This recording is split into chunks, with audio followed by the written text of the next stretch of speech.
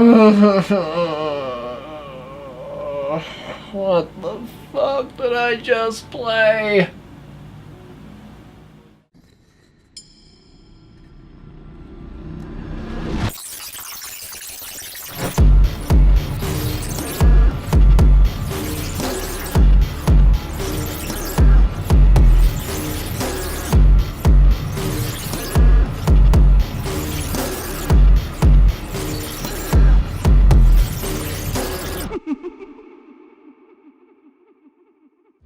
Hello, my ghosts and ghoulies, and welcome back to another chilling episode of Hito's Haunted House.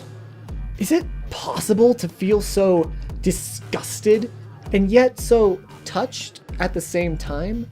There is nothing that has ever given me this weird combination of emotions as Song of Saya, or Saya no Uta if you prefer. This game is developed by Japanese company Nitro Plus, and was written by Gen Yorobuchi, whose more notable works include the anime Madoka Magica. And if you know anything about Madoka, then you know that you're in for quite the ride. Before I get started, a word of caution. I am a grown-ass human being. I don't even think I was old enough for some of the content in this game. So please, do not play this if you are under the age of 18, and keep in mind, this game does have some very heavy content, including themes of sexual assault and torture. And with that being said, I present to you the Song of Saya. Meet Fuminori Sakasaki, a Japanese medical student. Everything was going well for him until one day his family was involved in a devastating car accident, killing his parents and causing him serious brain injury. Luckily enough, Fuminori's life was saved when the hospital he was brought to performed an experimental surgery and successfully saved his life. But like most experimental surgeries, you either turn into a psychopath or a super soldier. And unfortunately for Fuminori, he got the former. And well, I believe it's easier just to show you what happened.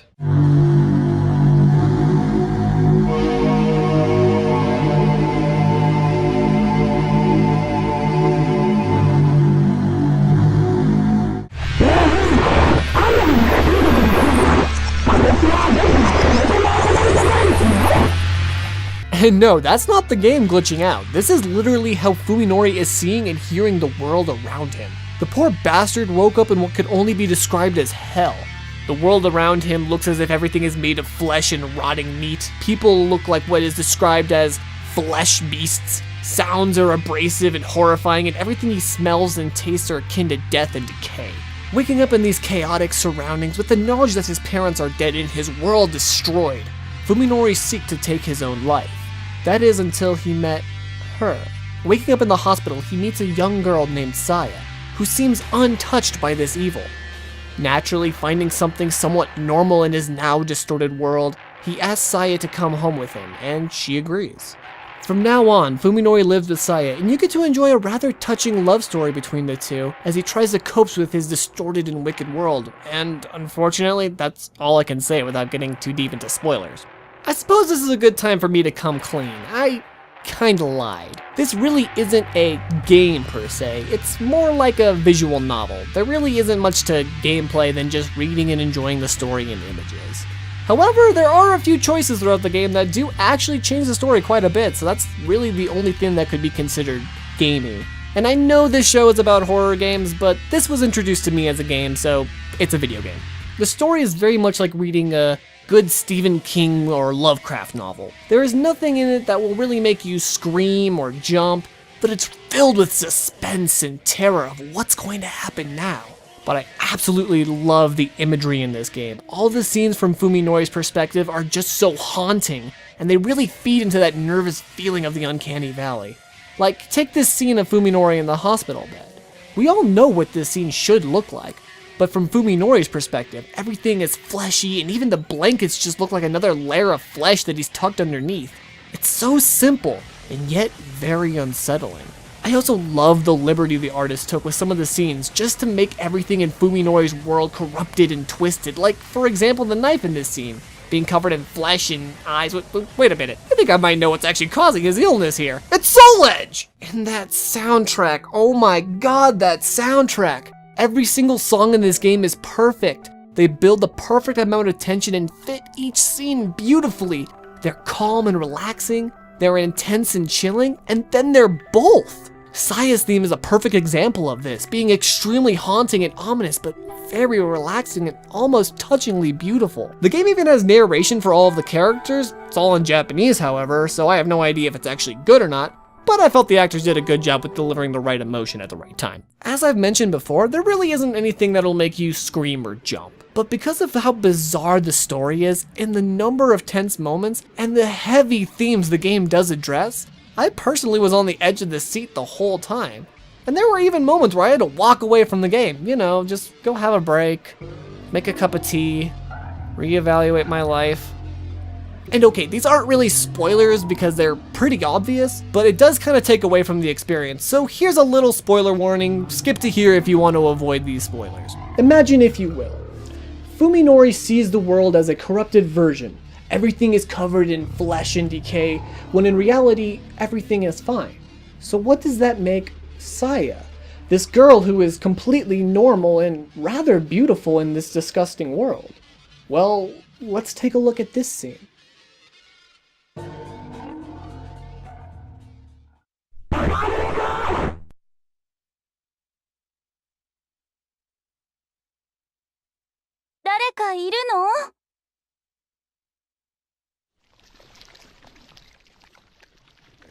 That's right. Although it's kind of obvious, Saya is the exact monstrosity that Fuminori sees in his distorted world. This scene is the first time we get a hint of Saya's true appearance, and can I just say, this is the best reveal ever. Throughout the story, we've already had an idea that something is wrong with Saya, that she isn't quite what she appears. But we're never given anything concrete. And with only 2 lines, we immediately know what's in store for us for the rest of the game. It's perfect. With this new knowledge of Saya being a monster, can you imagine that having sex? Because she and Fuminori bang a lot, which is all fine and dandy. Well, except for the fact that she looks like a 14-year-old, but moving on. We only ever see the scenes from Fuminori's warped perspective. So what does this actually look like? Kinda makes a little pit in your stomach, doesn't it? But that's the amazing thing about this game. The love story between Fuminori and Saya is rather touching. She makes his insane world, well, sane, and it's very apparent that they love each other very much throughout the story. You get beautiful scenes like this that make you think of just how beautiful and touching these moments are, and yet, in the back of your mind, you think to yourself, what does this actually look like? With each of these thoughts, they haunt you, making wild and crazier ideas with each scene as you try to rationalize what's the truth behind these images. Nothing has ever made me feel such a wide variety of emotions like Song of Saya evoked out of me. And honestly, I don't think any other medium could have done that. It just really goes to show you that nothing is really as they appear.